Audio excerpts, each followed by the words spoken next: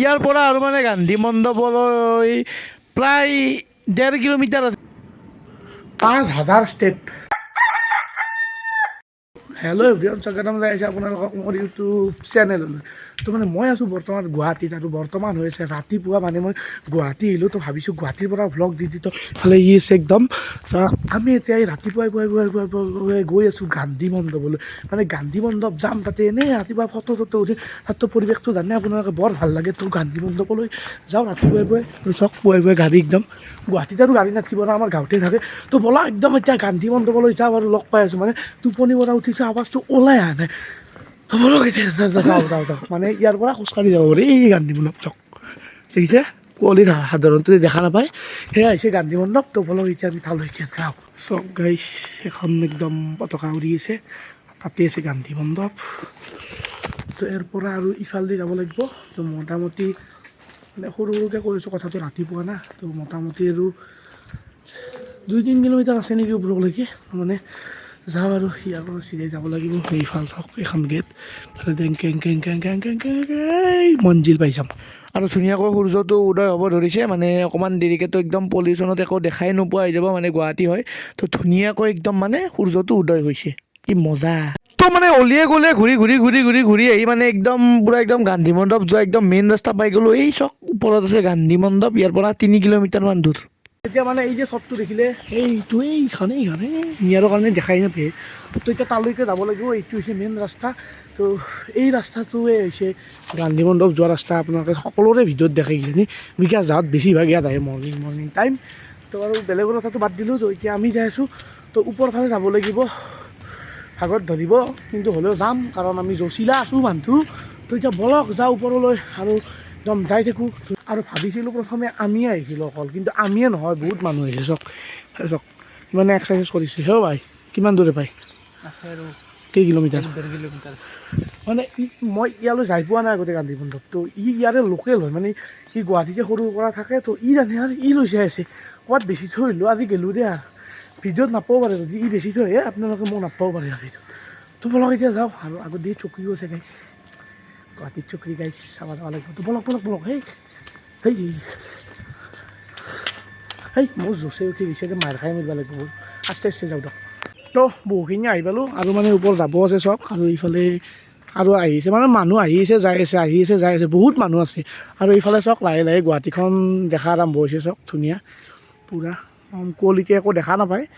মানে ওপৰত যায় আৰু ভাল ভিউ আছে। তো এতিয়া মানে ইয়াত কম ভিউহে দেখা পাইছে। ওপৰত যায় আৰু ভালকৈ দেখা পাব, যদি যোনে আহিব পাৰিব। ধুনীয়া একদম চক ৰানিং কৰি আছে, মানে ভাল লাগে পৰিৱেশটো আহি। আৰু এইফালে চক গুৱাহাটীখন কুঁৱলীৰ বাবে দেখা পোৱা নাই, আপোনালোকক ভালদৰে দেখাম ওপৰত গৈ পিনাই। তো এইখন ষ্টেডিয়াম চক, এইখন লাইট কেইটা।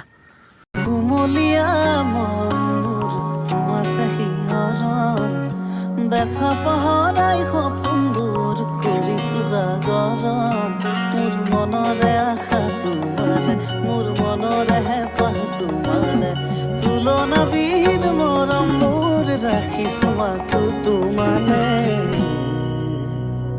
তো ইয়াৰ পৰা আৰু মানে গান্ধী মণ্ডপলৈ প্ৰায় 1.5 কিলোমিটাৰ আছে, মানে 1500 মিটাৰ আছে, মানে 1.5 কিলোমিটাৰে হৈ দিয়কচোন। আৰু মোৰ ইয়াত যাই আছোঁ ন গান্ধী মণ্ডপ, প্ৰথম আহিছোঁ সঁচা কথা কওঁ। তো আহি পিনে এটা বস্তু ভাল লাগিছে, এটা বস্তু চাওক, এই ৰাস্তাটো চাওক, ইমান ধুনীয়া চাফা।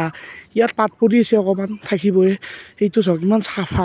এনেকুৱা যদি হ'ল হয় গোটেই আমাৰ অসমখন, গোটেই আমাৰ গুৱাহাটীখন ইমান চাফা হ'ল হয়, যদি কি মজা লাগিল হয়। বাহিৰৰ পৰা টুৰিষ্ট আহিলে একদম মানে থাইলেণ্ড যেন লাগিল, কিন্তু নকৰে আৰু মাটিবিলাক চেছ, কি ক'ব আৰু উপায় নাই। তো চক ইয়াৰ পৰা মানে 100 মিটাৰ আছে, 100ৰ মানে একটো নাই। তো 10 মিটাৰ যেন লাগে। গান্ধী মণ্ডপলৈ 100 মিটাৰ আছে ইয়াৰ পৰা চিধাই। তো আৰু এইটো পৰিৱেশটো চক কি মজা লাগিছে। এতিয়া মানে কোনো নাই, এতিয়া আমি দুটা আছোঁ, মানে তলত আছে মানুহ আৰু ওপৰত আছে। তো ফাইনেলি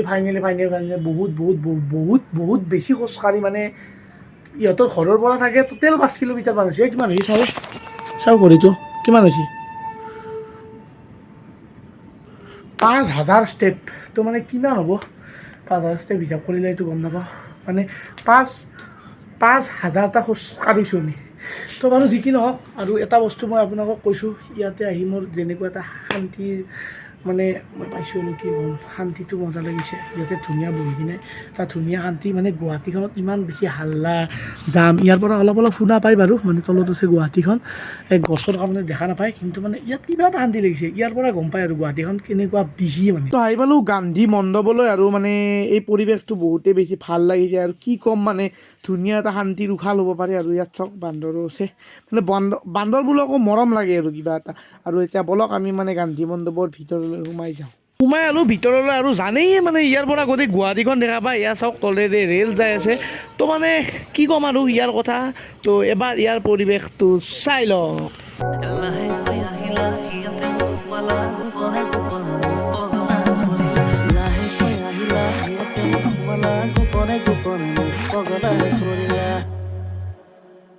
তো এয়াই গান্ধী মণ্ডপৰ পৰিৱেশ, মানে বহুতে ইয়াত ব্যায়াম চাম কৰি আছে। মানে আমিতো আজিহে আহিছোঁ, কিন্তু ইয়াত এনেকুৱা মানুহ আছে যি ৰেগুলাৰ ইয়ালৈ ফুৰিব আহে, য়োগা কৰিব আহে, কোনোবাই এনেই আৰু প্ৰেক্টিচ কৰিব আহে, কিবা এটা কৰিব আহে আৰু মুঠতে আহে আৰু বহুত মানুহ ইয়াত ডেইলি অহা যোৱা কৰে। আৰু তাৰ উপৰিতো কিছুমানে ইয়াত কামে কৰি দিয়কচোন।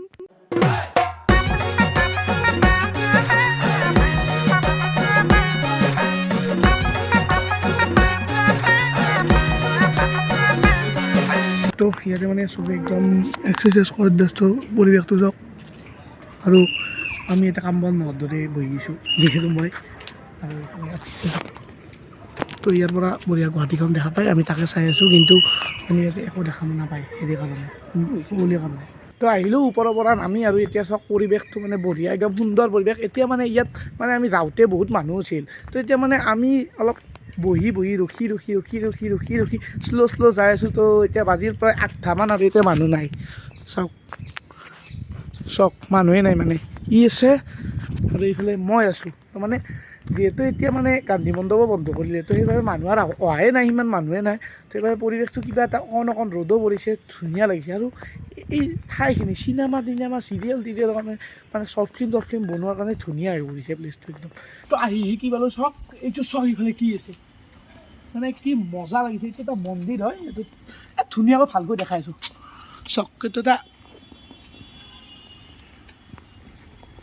এটা ধুনীয়া শিৱ মন্দিৰ হয়। তো মানে পৰিৱেশটো কিবা এটা ভাল লাগিছে, হৰ হৰ মহাদেৱ, মানে এনেকুৱা লাগিছে যেন কেদাৰনাথে উঠি আছোঁ। মানে কেদাৰনাথতো পাহাৰত উঠিব লাগে, আৰু এইফালে গাড়ী পাৰ্কিং, ইমান ওপৰতো গাড়ীবোৰ পাৰ্কিং কৰিছে, তো মানে ভাল লাগিছে আৰু পৰিৱেশটো। তো তেনেকৈ চাই আহিলোঁ আমি গান্ধী মণ্ডপটো, আৰু চাই বহুত বেছি ভাল লাগিল। আৰু আজিৰ ভিডিঅ'টো এইখিনি আছিল, তো আজিলৈ বাই বাই।